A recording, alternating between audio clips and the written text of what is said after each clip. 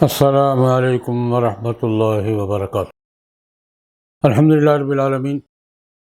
والصلاة والسلام علی سید المرسلین وعلی آلہ واصحابہ واتباعہ اجمعین۔ آج کی ہماری گفتگو کا عنوان ہے اسلامی نظام کی اہمیت اور ضرورت۔ پہلی بات تو یہ کہ اسلامی نظام کیا ہے۔ اللہ رب العزت نے جب نسل انسانی کو اس زمین پر آباد کرنے کا آغاز کیا تھا، حضرت آدم علیہ السلام اور حوا علیہ السلام کو دونوں کو زمین پہ اتارا تھا، تو اس وقت ایک بات فرمائی تھی، اہبطا منہا جمیعا اما یاتینکم منی ھدی فمن تبع ھدایا فلا خوف علیہم ولا ھم یحزنون۔ دونوں زمین پہ اتر جاؤ، اب ایک کچھ عرصہ تمہاری اولاد نے یہاں رہنا ہے، ہدایات میری طرف سے آئیں گی، جس نے ان ہدایات کی پیروی کی وہ خوف اور غم سے نجات پائیں گے اور کامیاب ہو کر واپس آئیں گے۔ وہ جو اللہ رب العزت نے پہلے دن آدم علیہ السلام اور حوا علیہ السلام سے کہا تھا نا، اما یاتینکم منی ھدی، ہدایت یہ میری طرف سے آئے گی، اس کی پیروی لازمی ہے۔ یہی اسلامی نظام ہے کہ اللہ رب العزت نے انسان کو پیدا کیا، زمین پہ بسایا، یہ ساری سوسائٹی اللہ کی پیدا کر رہا ہے، اللہ پاک ہی وسائل مہیا کر رہا ہے۔ اور پہلے دن اللہ پاک نے یہ بات بھی کہہ دی تھی، وَلَكُمْ فِي الْأَرْضِ مُسْتَقَرٌّ وَمَتَاعٌ إِلَىٰ حِينٍ، ایک وقت متعین ہے قیامت تک، اس وقت تک مستقر بھی ہوگا، متاع بھی ہوگا، یعنی آج کی طرح بھی روٹی کپڑا مکان دوں گا، قرارگاہ بھی ہوگی، جگہ بھی ہوگی رہنے کی، اور سامان بھی ہو، اسباب بھی ہوں گے، سامان بھی ہوگا۔ تو اس زمین پر، اللہ کی زمین پر، اللہ کے دیے ہوئے اسباب، اللہ کی دی ہوئی زندگی کے ساتھ رہنا، تو ہدایات بھی اللہ کی، وہ ہدایات آتی رہی ہیں، آدم علیہ السلام سے شروع ہوئیں، جناب نبی کریم صلی اللہ علیہ وسلم پر آ کر مکمل ہو گئی۔ سینکڑوں رسول آئے، ہزاروں پیغمبر آئے علیہم الصلوات والتسلیمات، وہ ہدایات مکمل ہوئیں جناب نبی کریم صلی اللہ علیہ وسلم پر قرآن پاک کی صورت میں اور رسول اکرم صلی اللہ علیہ وسلم کی سیرت طیبہ کی صورت میں۔ اس کا نام ہے اسلامی نظام۔ نبی کریم صلی اللہ علیہ وسلم اس کو عملاً بھی قائم کیا۔ حضور جب ہجرت کر کے تشریف لائے تو مدینہ منورہ میں حضور نے ریاست قائم کی باقاعدہ، سب علاقے والے کے لوگوں سے مل کر، اس میں مسلمان بھی تھے، یہودی بھی تھے، دوسرے بھی تھے، میثاق مدینہ۔ یثرب کو مدینہ میں بدلا اور مدینہ میں اسلامی ریاست قائم کی، جو اس وقت تک ایک پٹی میں تھی، سمندری پٹی تھی، بحیرہ، لیکن رسول اللہ علیہ وسلم کے وصال تک 10 سال میں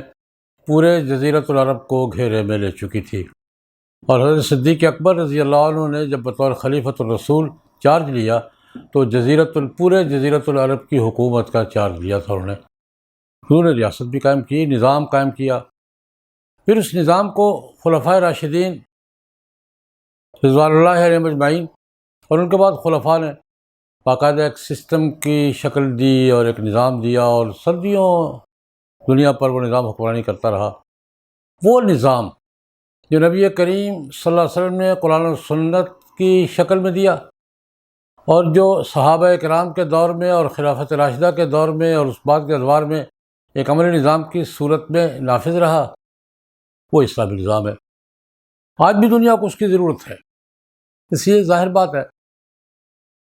کہ مشین کو اس کے بنانے والے کی ہدایات کے مطابق چلایا جائے تو وہ صحیح کام کرتی ہے، اور چلانے والا اپنی مرضی کرے گا تو گڑبڑ کرے گا۔ سادہ سی بات ہے۔ آج بھی کوئی بڑی فیکٹری، بڑی صنعت کوئی مشین ایجاد کرتی ہے تو اس کے ساتھ مشین بھی سپلائی کرتی ہے، اور مشین کے ساتھ ہدایات بھی سپلائی کرتی ہے۔ اس کا مشین کا تعارف بھی ہوتا ہے، اور اس کا طریقہ کار بھی ہوتا ہے، اس کے اجزاء سے ترکیب بھی ہوتی ہے۔ یہ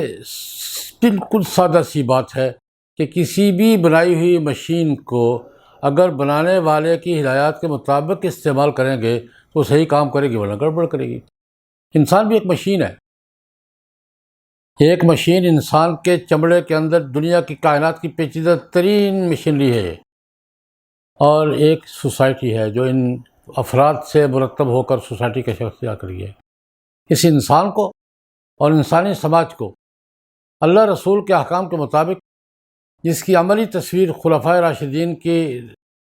رہنمائی میں، ان کے پیروی میں، قرآن و سنت کی روشنی میں چلایا جائے گا تو صحیح نتائج دے گا، انسان بھی صحیح نتائج دے گا، سماج بھی صحیح نتائج دے گا۔ اس سے گزشتہ 200-300 برس سے دنیا نے اس فلسفے کے تحت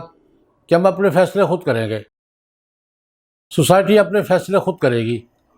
سوسائٹی اپنا قانون خود بنائے گی، سوسائٹی اپنا نفع نقصان سمجھتی ہے، سوسائٹی کو کسی ڈکٹیشن کی ضرورت نہیں ہے، سماج کو کسی ہدایت، باہر سے ہدایت کی ضرورت نہیں ہے۔ یہ ایک خود ساختہ سا فلسفہ انقلاب فرانس سے شروع ہوا تھا اور اب تک اسی ماحول میں دنیا زندگی بسر کر رہی ہے۔ میرے خیال میں اب وقت آ گیا ہے کہ واپس اس اسٹیج پہ جایا جائے، انسان کو انسانی تصورات اور فلسفوں کے دائرے سے نکال کر بنانے والے خدا اللہ اور اس کے رسول کی ہدایات کے مطابق منظم کیا جائے۔ اور میں سمجھتا ہوں گزشتہ 200 برس جو ہم نے غلامی میں گزارے ہیں، 200 برس، 250 برس، کہیں 150 برس غلامی میں گزارے ہیں، پہلے صحیح غلامی میں تھے، اب ریموٹ کنٹرول غلامی میں ہے، یعنی وہ غلامی پہ آزادی کا پردہ چڑھا ہوا ہے۔ مسلم ممالک کو آپ دیکھ لیں دنیا میں کہ بظاہر مسلمان آزاد کہلاتے ہیں، خود مختار کہلاتے ہیں، لیکن ہمارے فیصلے ہمارے ہاتھ میں نہیں ہیں۔ ہمارے فیصلے، ہماری قانون سازی، ہمارے دستور بنانا، قانون بنانا، فیصلے کرنا، پالیسیاں طے کرنا عالم اسلام میں کہیں بھی ہمارے ہاتھ میں نہیں ہے۔ ہم پر بین الاقوامی ادارے مسلط ہیں، ہم پر عالمی استعمار مسلط ہے اور اپنی مرضی کے فیصلے کروا رہا ہے۔ میرا وجدان یہ کہہ رہا ہے کہ شاید یہ پہلا موقع ہے افغانستان میں جو تبدیلی آئی ہے اور افغان قوم نے اپنے فیصلے خود کرنے کا اختیار حاصل کیا ہے۔ یہ میں اسے اس پہلو سے دیکھتا ہوں، شاید یہ 0 پوائنٹ ہے آسمانی تعلیمات کی طرف واپس جانے کا، اما یاتینکم منی ھدی کی طرف واپس جانے کا۔ اب یہ 0 پوائنٹ کہہ لیں یا ٹرننگ پوائنٹ کہہ لیں، یہ ایک موقع ہے اللہ پاک نے دیا ہے، اور بڑی طویل جد و جہد کے بعد، بڑی قربانیوں کے بعد، بڑے ایثار کے بعد بہت قربانی دینی پڑی ہے مسلم امہ کو۔ افغان قوم تو ذبح ہو گئی ہے بیچاری، اس مقام تک پہنچنے کے لیے کہ ہم یہ دنیا سے کہہ سکیں یار ہمیں اپنا کام کرنے دو، ہمارے کاموں میں انٹرفیئر نہیں کرو، مداخلت نہیں کرو، ہمیں ڈسٹرب نہیں کرو، ہمیں اپنا کام کرنے دو یار۔ ہمارے پاس ایک نظام ہے، ہمارا ایک فلسفہ ہے، ہماری ایک تہذیب ہے، ہمارا ایک سسٹم ہے، ہمیں دنیا کو چلا کر دکھانے تو دو نا۔ اس وقت بنیادی مسئلہ یہ ہے، میرا ایمان ہے، ہر مسلمان کا ایمان ہے کہ اسلامی نظام کو، قرآن و سنت کے احکام و قوانین کو خلافت راشدہ کی روشنی میں، اس کے دائرے میں دنیا کے کسی خطے میں 10 سال آزادی کے ساتھ، کسی مداخلت کے بغیر، کسی بیرونی ڈسٹربیشن کے بغیر 10 سال موقع مل جائے، انشاءاللہ العزیز دنیا دیکھے گی کہ آسمانی تعلیمات کے ثمرات کیا ہیں، اسلامی نظام کی برکات کیا ہیں۔ اور اسی سے دنیا کے بہت سے حلقے ڈر رہے ہیں کہ اگر اس آسمانی تعلیمات کو، اسلامی احکام کو، قرآن و سنت کے قوانین کو آزادانہ موقع مل گیا کسی خطے میں 10-15 سال اپنی عملداری کا، اس کے اثرات، اس کے ثمرات پوری دنیا کے لیے نمونہ ہوں گے، اور انشاءاللہ ہوں گے۔ میں اس لحاظ سے خوشی محسوس کر رہا ہوں افغانستان کی صورتحال پر کہ ہمیں ایک موقع مل رہا ہے، شاید پہلا موقع ہے پچھلے 200 سال میں کہ ہمارا کوئی طبقہ، کوئی علاقہ یہ کہنے کی پوزیشن میں ہے کہ یار ہم اپنے فیصلے خود کریں گے۔ آپ صرف دیکھتے رہو کہ ہم کرتے کیا ہیں، نتائج دیکھو، اگر نتائج قبول ہوئے، اچھے ہوئے تو تم بھی قبول کر لینا، ورنہ ہم تو کر ہی رہے ہوں گے۔ تو بہرحال اسلامی نظام انسانی سوسائٹی پر، انسانی سماج پر اللہ اور اس کے رسول کے احکام اور قوانین کے نفاذ کا نام ہے، اور وہ نفاذ بالکل آزادی کے ساتھ اور خلوص کے ساتھ جیسے خلفائے راشدین رضوان اللہ علیہم اجمعین نے کیا تھا، جیسے اس کے بعد تسلسل چلا آ رہا ہے، ڈھیلا یا سخت یا جیسا بھی ہے لیکن تسلسل چلا آ رہا ہے۔ آج اس تسلسل کو دوبارہ تاریخ کے ساتھ جوڑنے کی ضرورت ہے، اور خلفائے راشدین کے ساتھ، خلافت راشدہ، خلافت اسلامیہ کے ساتھ، اسلامی نظام کے ساتھ انشاءاللہ العزیز اللہ رب العزت سے امید ہے، دعا اللہ پاک ہمیں توفیق بھی دیں گے، وسائل بھی دیں گے اور قوت بھی دیں گے کہ ہم خدا کی زمین پر خدا کے نظام کا منظر ایک دفعہ پھر اپنی کوششوں سے کر سکیں اور اس کے ثمرات اپنی آنکھوں سے دیکھ سکیں۔ وآخر دعوانا الحمدللہ رب العالمین۔